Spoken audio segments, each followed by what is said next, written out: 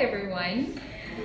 So as you know, I'm Chef Raeesa. I am the patisserie lecturer. Today I'm going to be showing you how to plate a deconstructed cheesecake. So have you all had cheesecake before? Yes. Yeah. So when you usually get cheesecake, it's very structured. It's either in a bowl or molded or something like that. So we've decided to make it a little bit fancy today, and we have all the components of a cheesecake. We're just going to deconstruct it and place it on the plate. So in my bowl over here, I have my tennis biscuit base, which is basically made with crushed tennis biscuits and melted butter.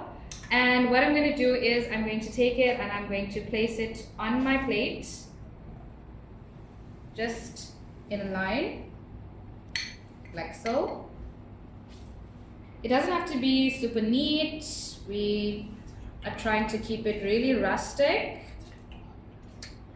and just enough for a one person's portion.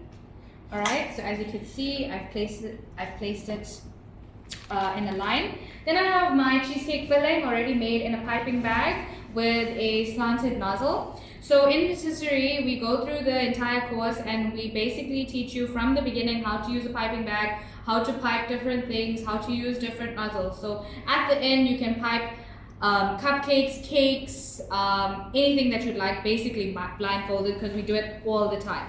So I'm going to be using my cheesecake filling to pipe some cheesecake.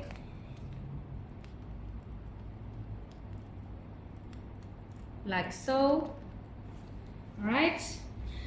And now for the last few touches, I have my passion fruit topping. It's gonna add a little bit of the yellow color because everything on my plate is looking sort of similar, so we want it to really pop. I have my passion fruit gel and I'm just going to place it intermittently.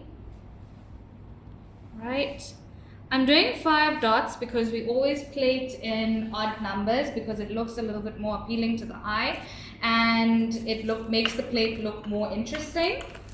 I also have some pineapple which I've cut up and I'm just going to place it to give some definition to my plate.